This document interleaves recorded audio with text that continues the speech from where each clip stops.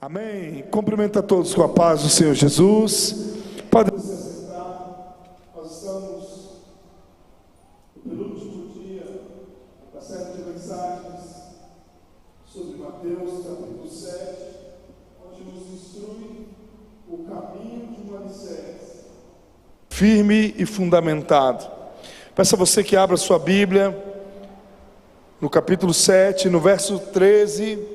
Hoje nós estaremos lendo apenas dois versos de número 13 e 14. Evangelho de Mateus, capítulo 7, versos 13 e 14. Diz assim: entrem pela porta estreita, porque larga é a porta e espaçoso é o caminho que conduz para a perdição. E são muitos os que entram por ela. Estreita é a porta e apertado é o caminho que conduz para a vida, e são poucos os que o encontram. Amém? Meus irmãos, esses dias meditando um pouco na palavra de Deus, eu comecei a pensar como foi que Jesus veio. Em que sentido? Eu imagino o pensamento de Jesus, já sabendo de todas as coisas que iria acontecer, como iria ter que fazer, por ser Deus, conhecendo cada passo, sabendo do futuro, do presente, sabendo do passado em detalhes. Ele falando para si mesmo que iria ter um novo começo dentro de Israel. Tudo aquilo que eles aprenderam no decorrer de toda a sua caminhada, que eles aprenderam dos seus pais, a partir de Jesus, dos ensinamentos de Jesus, tudo aquilo deveria ser mudado. Mudado não porque era algo novo, não porque Jesus estava trazendo algo diferente, era tudo a mesma coisa, mas eles iriam interpretar cada palavra do Antigo Testamento da forma que deveria ser dita, da forma que deveria ser aprendida. Ele iria ensinar a milhares de pessoas, durante 3 anos e meio, o que significava cada palavra do Antigo Testamento. O Antigo Testamento foi escrito primeiro, e foi escrito por homens instruídos por Deus, por profetas, ou por sacerdotes também. E todo o Antigo Testamento, ele tinha um objetivo, em apontar para Cristo. Ele tinha o objetivo de mostrar que viria o Salvador. Nós podemos ver inúmeros salmos, como o Salmo 23, por exemplo, que nos mostra sobre Jesus. Nós podemos ver o profeta Isaías, no capítulo 53, que é o mais clássico dos textos, falando, profetizando sobre o Messias, aquele que viria para poder estar recebendo aquilo que era destinado a nós, todo o castigo. Ou seja, de Gênesis a Apocalipse, Deus escreve apontando para Jesus. Mas as pessoas não entenderam qual era o propósito que era ensinado, ou a maioria delas. Elas viviam de acordo com o seu coração, de acordo com o que elas enxergavam, no contexto claro daquilo que estava dizendo. Não tinha um amor em compreender o que Deus estava dizendo em sua palavra. Jesus, vendo a situação da humanidade, desce, nasce de uma forma miraculosa, nasce de uma mulher que não havia tido relações, e a partir daquele momento ele começa essa caminhada em direção a nos ensinar o caminho. Mas o principal objetivo de Jesus não era só nos ensinar. O principal objetivo de Jesus era ser o Cordeiro de Deus que tira o pecado do mundo. Era ser de fato aquele que viria para morrer por nós. Todos nós iríamos ser condenados à morte por toda a eternidade. Mas Jesus cumpre e paga um preço que era determinado a cada um de nós. Mas para que nós não viéssemos a continuar perdido em nossos delitos e pecados, Ele nos ensina a sua palavra para que nós pudéssemos ouvir essas palavras. E através desse ouvir, gerar fé em nosso coração, para que nós pudéssemos seguir o caminho que Ele nos ensina, o caminho que Ele nos instrui. Isso significa que eu posso ensinar, que milhões de pessoas podem ensinar, falar para você inúmeros caminhos que conduzem ao céu, mas Jesus vai nos ensinar que só Ele é o caminho, a verdade e a vida, e ninguém chega ao Pai a não ser por Ele. Ou seja, existe um caminho que conduz a nossa vida à salvação. Existe um caminho preparatório que nos leva a viver um propósito aqui na terra, já nos preparando para nós vivermos lá no céu algo ainda maior. O que eu quero dizer com isso? Esse caminho que Jesus está nos ensinando é um caminho de amor, é um caminho de um amor sacrificial. É um caminho onde nós olhamos e vemos todas as nossas dificuldades, todos os nossos medos, todos os nossos erros, e todos eles são cancelados quando nós nos rendemos a Ele e convencidos por Ele. E ali nós passamos a não mais andar segundo aquilo que os outros dizem, aquilo que a nossa consciência diz, porque todos nós, como seres humanos, nascemos com uma consciência acerca de Deus. Se você pegar uma criança pequena ainda, mas que já tem uma certa noção, ela pode não ter ouvido falar de Deus, mas ela terá uma consciência acerca de Deus, porque todo ser humano nasce com a consciência de Deus. Ou seja, nós podemos ouvir a vida inteira, mas somente as palavras de Jesus podem nos conduzir a esse caminho. E é isso que Jesus está nos mostrando. O Sermão do Monte é uma lição para todos aqueles que estavam ouvindo, para que eles aprendessem de fato como eles deveriam proceder até o dia final, até o dia que viria e acabaria todas as coisas, onde nós estaríamos a partir desse dia com o nosso Senhor, onde nós estaríamos em completo gozo, onde nós estaríamos em completa alegria, e ali nós estaríamos contemplando a graça e podendo ver Jesus face a face. Ele nos começa o Sermão do Monte falando sobre felicidade. E nessa felicidade, no capítulo 5, ele nos mostra que até mesmo em meio à perseguição, existe sim felicidade. Porque o cristão, aquele que busca a vontade de Deus, a felicidade dele não está na circunstância, mas está em buscar o propósito de Deus, ou melhor, estar em se relacionar com o seu Senhor. Ele nos mostra que quando essa felicidade entra em nosso coração, e nós entendemos esse propósito, nós passamos a fazer a diferença uns para os outros. Nós passamos a anunciar a palavra de Deus uns para os outros, para que outras pessoas também recebam essa felicidade e tenham a sua vida transformada.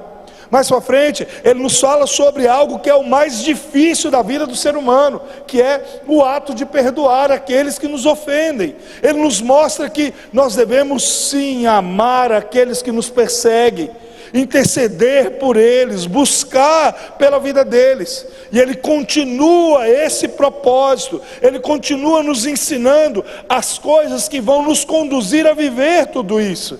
Por isso, Jesus fala sobre oração. Não somente por uma vez, mas por 2 vezes ele fala sobre oração.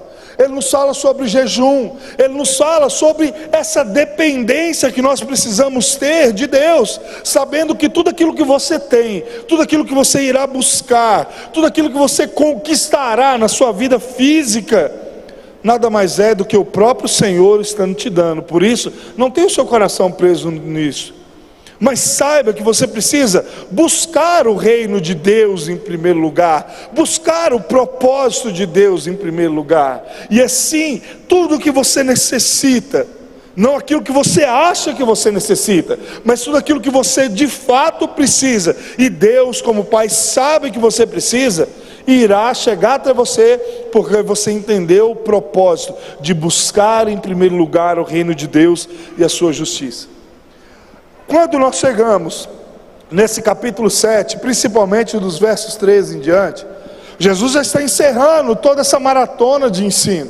Jesus já está mostrando a essas pessoas o final dessa palavra. E aí ele começa dizendo, esses versos que aqui estão. E ele está querendo dizer em outras formas, mais ou menos assim: vocês lembram do que eu disse para vocês? Vocês lembram do que eu falei para vocês sobre oração, sobre jejum, sobre se relacionar com Deus?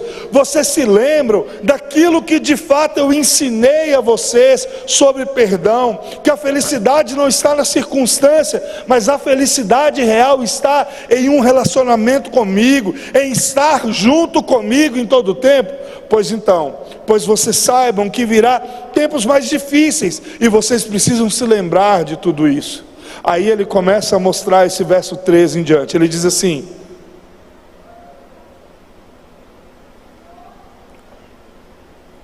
entrem pela porta estreita, porque larga é a porta e espaçoso é o caminho que conduz para a perdição, e são muitos os que entram nela. Ele começa nesse verso de número 13 com uma ênfase. Ele começa com uma espécie de uma ordenança. Ele diz: entrem pela porta estreita. Ele não está dizendo para você assim: olha, se você achar que esse caminho aqui é melhor, vá por ele. Mas ele está dizendo: entre pela porta estreita. Entre por esse caminho que é mais estreito.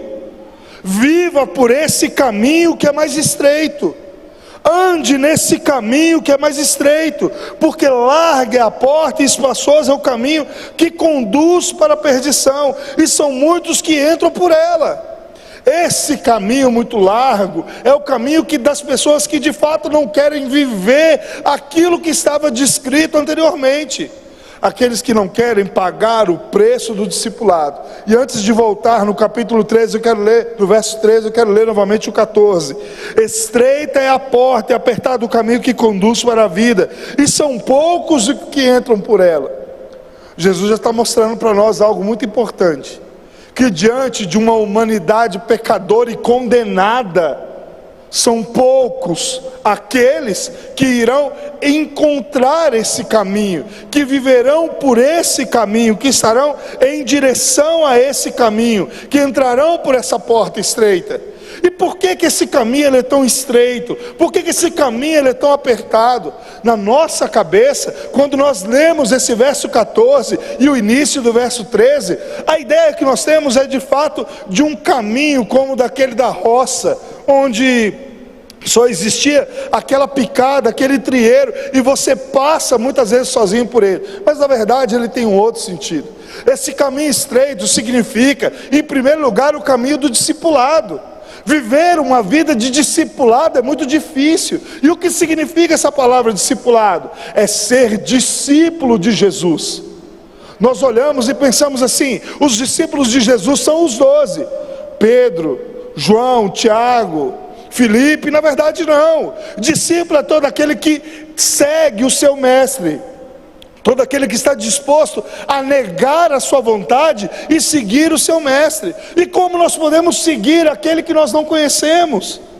Nós somos facilmente induzidos, e ele vai nos dizer aqui do verso 15 em diante, por pessoas que vão nos dizer várias e várias coisas, que vão nos mostrar sinais e maravilhas, mas que quando nós vemos a realidade da palavra de Deus, não condiz nada com a Bíblia.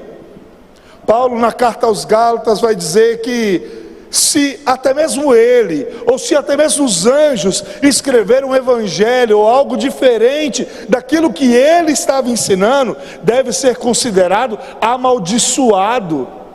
É por isso que talvez uma das coisas mais importantes que eu escutei dentro do seminário foi um dia que um professor chegou para nós e disse assim: olha, a minha obrigação é ensinar vocês a palavra de Deus para que vocês tenham conteúdo e possam pregar essa palavra, mas a obrigação de vocês é pegar o que eu ensinei e ver se de fato condiz com a palavra de Deus. Porque esse caminho estreito requer relacionamento. Esse caminho estreito nos leva de fato a olhar para cada um de nós e pensarmos assim: olha, eu preciso pagar um preço, eu preciso gastar tempo, e esse tempo é um tempo de qualidade. Eu preciso olhar para mim e ter dentro do meu coração a certeza de que eu estou me relacionando com Jesus. Paul Washer vai dizer que até que ele não compreende, na verdade. Um pai que é ímpio, que não gasta tempo ensinando os filhos o caminho que ele deve andar. Mas o crente que não gasta tempo com seus filhos, ensinando a palavra de Deus, é inadmissível. Quanto tempo nós estamos gastando de discipulado? Se a Bíblia é a voz de Deus, e a oração é a nossa voz que representa a nossa vida a Ele, em uma conversa sincera com Ele, apresentando a Ele as nossas necessidades, o quanto Ele é importante para nós, o quanto nós o amamos. Quanto tempo nós temos gastado fazendo isso? Ouvindo o que Ele tem nos ensinado para nós continuarmos nesse caminho estreito, apertado. E esse caminho estreito e apertado, ele é cheio de lutas, ele é cheio de problemas, ele é cheio de dificuldade, porque nós lutamos não somente contra o mundo inteiro, mas nós lutamos contra a nossa vontade de fazer aquilo que não agrada a Deus. Nós lutamos contra o diabo e suas hostes celestiais que vêm todos os dias tentando nos tragar. Nós lutando contra todos e todos, e nós nos esquecemos que a única forma de permanecer e não ser desviado, seja pela nossa natureza pecaminosa, seja pelo demônio ou o mundo inteiro, é através de um discipulado, de um relacionamento com Deus. Jesus está falando para pessoas que ainda não viveram o Pentecostes de Atos 2. Jesus está dizendo a pessoas que ainda estavam novos na fé.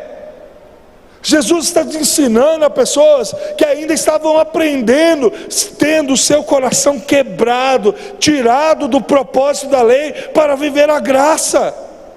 Jesus está dizendo a essas pessoas que elas deveriam escolher o caminho estreito, porque mais à frente, cerca de 1 ano mais à frente, elas iriam começar a viver de forma onde não somente a perseguição religiosa viria sobre ela, e se iniciaria com a morte do seu Salvador ali na cruz, mas a perseguição política também viria sobre ela, e eles deveriam estar prontos, entendendo que mesmo que houvesse um tamanho sofrimento sobre a sua vida, eles deveriam cantar e glorificar a bondade de Deus.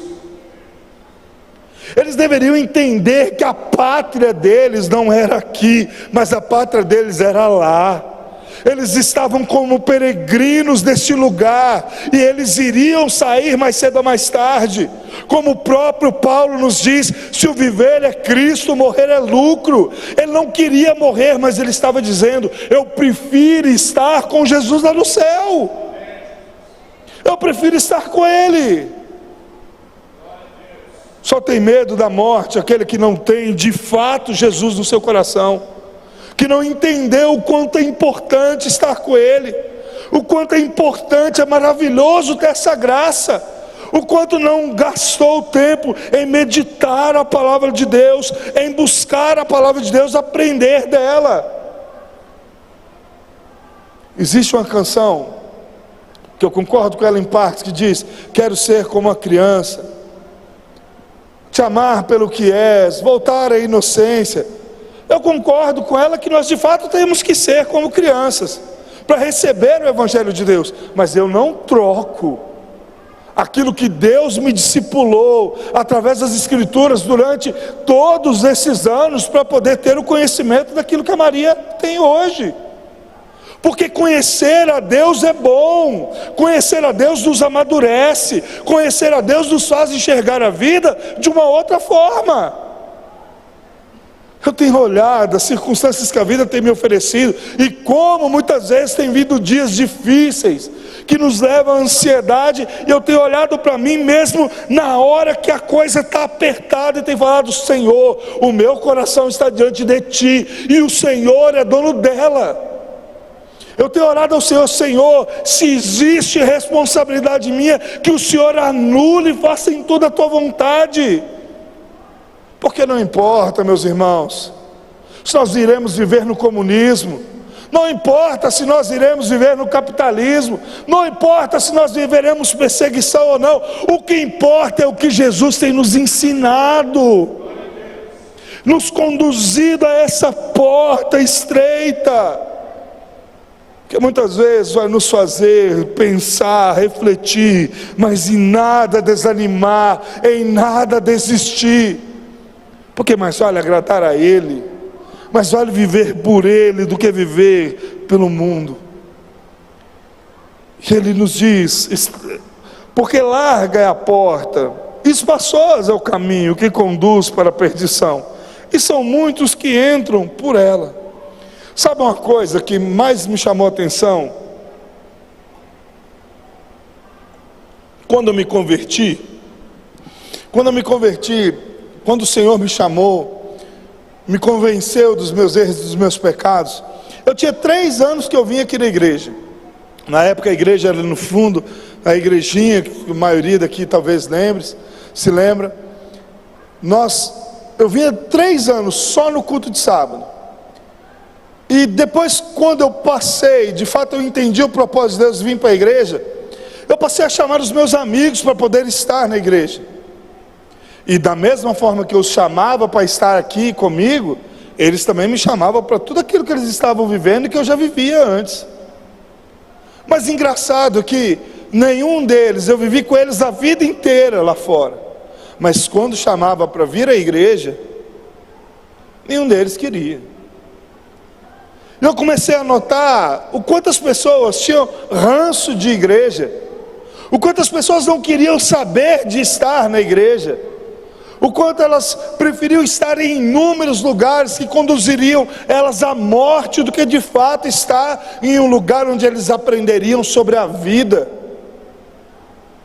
E eu comecei a notar isso e pensei, aí está a natureza pecaminosa do mundo, aí está de fato esse caminho largo, que mostra para eles o seguinte: olha, eu quero ser salvo, eu tenho Jesus no meu coração, mas eu não quero saber de nada dele, eu não quero ter nada dele, eu não quero viver nada que ele me ensina. É como mais ou menos essa juventude de hoje, que quer todos os benefícios que o pai pode dar, que quer o carro, quer o celular de última geração, que quer a comida da melhor qualidade em casa, estudar nas melhor ir para a escola, para as melhores escolas, mas não quer dar um bom dia, pedir uma bênção para o pai, não quer dar um abraço, não quer fazer nada com o pai, porque o pai é simplesmente um provedor. O pai é simplesmente aquele que banca aquilo que são os desejos luxuosos dele. Jesus não é o nosso provedor, simplesmente aquele que vai nos dar tudo aquilo que nós queremos. Jesus é nosso Pai, e nós precisamos olhar em qual caminho nós estamos, para de fato saber se a nossa vida condiz com aquilo que Ele quer, porque nós só seremos filhos dele se nós formos adotados por Ele. Em João 15 vai dizer: se você estiver em mim, eu estarei em ti. Ou seja, se nós não temos compromisso com Deus, não ache que Ele terá compromisso com você. Em João 9,31 vai dizer que Deus não ouve a oração do ímpio, e Ele não vai contra a palavra dEle. O ímpio pode orar, pode pedir, pode clamar, se não for uma oração de arrependimento, Deus não ouve. É a palavra dEle que está dizendo. É esse caminho estreito, meu irmão, que nos faz viver uma vida feliz, que nos conduz a viver uma vida de paz, alegria. Não tem bem mais precioso do que eu alcancei depois que eu estive nos caminhos do Senhor. Esposa, filho, filha, família, nada mais importante do que isso. E principalmente saber que mesmo que tudo se acabe, o Senhor estará comigo em todo o tempo, porque nesse caminho estreito Ele está desde a porta de entrada até a porta de saída para o paraíso. Ele que está nos conduzindo e nos mostrando como nós devemos fazer e como nós devemos proceder. Ele vem nos mostrando claramente, porque larga é a porta e espaçoso o caminho que conduz para a perdição, e são muitos os que entram por elas. Se você de fato analisar o verso 13 e 14, você vai se deparar que um diz que um caminho já é largo porque muitos irão por ele, e outro já é estreito, porque são poucos que passarão por ele, são poucos que entrarão por esse caminho. Ah, pastor, mas Jesus veio para salvar a humanidade, certo?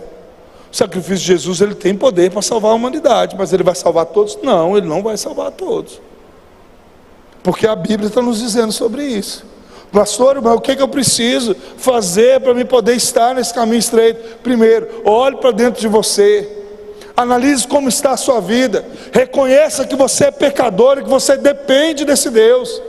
Eu só estou aqui hoje pela graça e pela misericórdia de Deus. Você só veio aqui hoje porque o Espírito Santo de Deus te trouxe. Toda ação de salvação, eu volto a repetir, não tem participação do homem, mas é uma ação direta de Deus para o ser humano. É Ele quem te conduz, é Ele quem te convence, é Ele quem te diz o caminho que você precisa andar.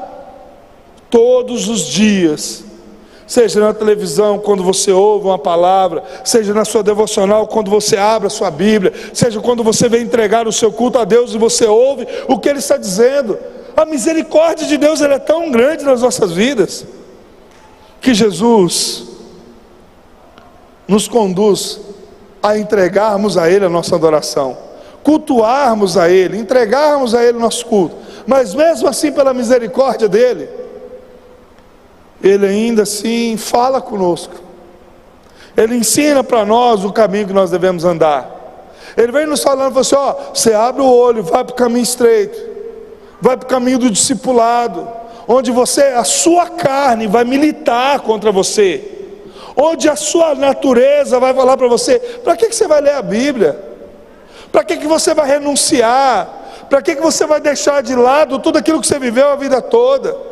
A sua natureza vai militar dizendo, para que você vai orar a Deus? Deus já conhece todas as coisas, Deus já sabe de tudo, mas o Espírito Santo de Deus vai dizer, você precisa se relacionar comigo, vem cá que eu quero conversar com você, vem cá que eu vou falar com você, vem aqui que eu vou te mostrar o caminho que você tem que andar, porque o Senhor é quem direciona. Jesus é tão bom que, após Ele ter morrido, após Ele ter ressuscitado, Ele diz, eu não vou deixar você sozinho não, porque Ele sabia que nós como filhos, nós iríamos nos perder pelo caminho se nós estivéssemos sozinhos, mas Ele deixa o Consolador, Ele deixa o Espírito Santo de Deus, para todos os dias nos lembrar que nós somos extremamente dependentes dEle, que nós precisamos dEle todos os dias, e quanto mais nós o conhecemos, mais nós o adoramos, melhor nós o adoramos.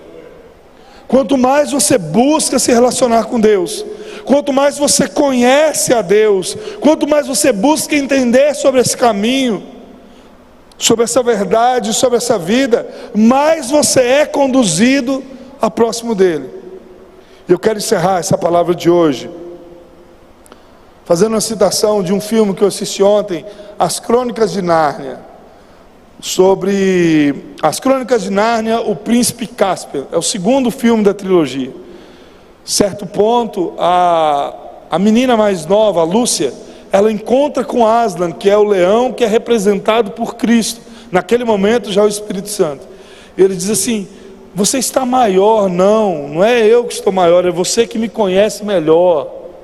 Ou seja, quanto mais nós conhecemos a Deus, mais nós compreenderemos o quão grande Ele é para as nossas vidas, o quanto Ele é importante para nós, o quanto Ele pode transformar a nossa vida, o nosso coração.